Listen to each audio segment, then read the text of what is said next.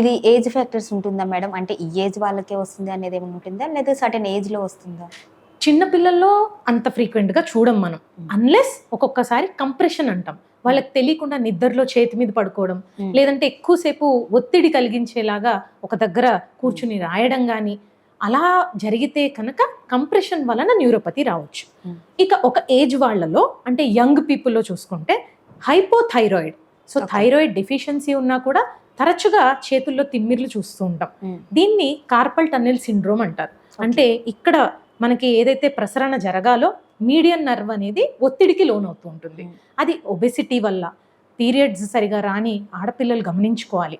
So వాళ్ళలో thyroid ఉన్న వాళ్ళలో, ఇంకపోతే ప్రెగ్నెన్సీ టైంలో కూడా ఈ యంగ్ విమెన్లో మనం ఈ తిమ్మిర్లు అనేది చూస్తూ ఉంటాం. ఎక్కువ భాగం న్యూరోపతితో సఫర్ అయ్యే వాళ్ళంతా ఎల్డర్లీ పీపుల్, అంటే 50-60 ఏళ్ళ పైబడ్డ వాళ్ళే ఉంటూ ఉంటారు. కొన్నిసార్లు ఈవెన్ డిస్క్ ప్రాబ్లమ్స్, అంటే సర్వైకల్ స్పాండిలైటిస్, లంబార్ స్పాండిలైటిస్ అని చెప్తూ ఉంటారు. మెడ నొప్పి, నడుము నొప్పి చిన్నవే కదా అని ఇగ్నోర్ చేస్తూ పోతాం. Over a period of time ఆ డిస్క్స్ అనేవి అరిగిపోతూ బయటకు వచ్చి నర్వ్స్ ని కంప్రెస్ చేస్తాయి.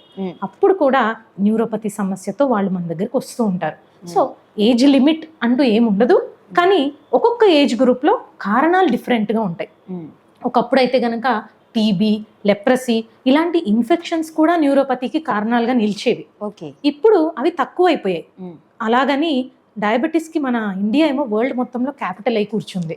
సో అందుకనే మనము కార్బోహైడ్రేట్ నుంచి డైట్ అంతా కూడా మిల్లెట్స్, ప్రోటీన్ బేస్డ్ డైట్ లోకి షిఫ్ట్ అవ్వమని అందరికీ అడ్వైస్ చేస్తున్నాము. సో ఇది గుర్తించి అంటే నార్మల్ గానే అనుకొని ఒకవేళ నెగ్లెక్ట్ చేశారు అనుకోండి, దీన్ని సమస్య తీవ్రతరమై ఇంకొక ప్రాబ్లమ్ ని క్రియేట్ చేసే అవకాశం ఉంటుందా మేడం? సో న్యూరోపతి చిన్నగా ఉన్నప్పుడు మనం తొందరగా ట్రీట్ చేస్తే కనుక రికవర్ అయ్యే అవకాశాలు ఎక్కువ. ఒక పూర్తిగా వైర్ ఏదన్నా కాలిపోయింది అనుకోండి, అది మొత్తాన్ని మళ్ళీ తయారు చేయాలంటే మనకి చాలా టైం పడుతుంది. అదే అర్లీగా ఇక్కడ ఏదో స్పార్క్ వస్తుందని ఐడెంటిఫై చేస్తే అక్కడికక్కడ కట్ చేసి మనము దాన్ని తొలగించేస్తే కనుక మిగతా మొత్తం వైర్ని ఎలాగైతే సేవ్ చేయగలుగుతామో, సేమ్ వే నర్వ్ అంతా డ్యామేజ్ అయిపోయాక వచ్చారనుకోండి, అప్పటికి కాళ్ళు చేతులు చచ్చుపడిపోవడం కానీ, మూతి వంకర వెళ్ళిపోవడం, ఇట్లా ఫేస్ లో న్యూరోపతిలు వస్తూ ఉంటాయి. వచ్చిన తర్వాత ఎప్పటికో సంవత్సరంకో 2 ఏళ్లకో మా దగ్గరకు వస్తే అప్పటికే బర్న్ట్ అవుట్ డిసీజ్ అంటాం. అంటే ఇక దాన్ని రికవర్ చేయాలన్నా కూడా మన దగ్గర ఉన్న మందులు కానీ ఏవి కూడా సరిపోవు. సో అర్లీగా డయాగ్నోస్ చేసి దానికి కారణం ఏంటో కనిపెట్టి ప్రాపర్ గా ట్రీట్మెంట్ చేస్తే దాంట్లో వచ్చే రికవరీ లేట్గా చూసుకుంటే గనక రాదు. ఇంకపోతే కొన్ని ప్రాణాంతకమయ్యే న్యూరో సమస్యలు కూడా ఉంటాయి. ఈ న్యూరోపతి లాగే మొదలయ్యి చిన్న చిన్న తిమ్మిర్లు, పట్టు కుదరట్లేదు అన్నట్లుగా ఉండి బాగా పాకిపోతుంది. దాన్ని ఏఐడిపి లేదా జీబీ సిండ్రోమ్ అంటారు.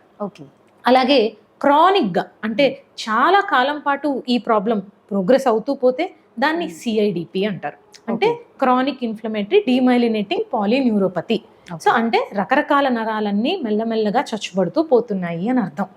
ఇలాంటి సమస్యలు ఉంటే మాత్రం అవి ఊపిరితిత్తుల్లోని నరాలకి, మింగుడు పడ్డానికి, మాటకి, వీటన్నిటికి కూడా దోహదం చేసి వాళ్ళు వెంటిలేటర్ మీద అట్లా వెళ్ళే అవకాశం ఉంటుంది. ఇది లక్షలో ఒకళ్ళకో ఇద్దరికో రావచ్చు, కానీ నెగ్లెక్ట్ చేస్తే అక్కడ దాకా వెళ్ళిన తర్వాత రికవర్ చేయడం అనేది ఇబ్బంది అవుతుంది. కాబట్టి తొందరగా కనిపెట్టి ట్రీట్మెంట్ చేసుకోవాలి. హాయ్ ఎవ్రీవన్, నేను మీ Vedika. Please subscribe to Golgo Health. Don't forget.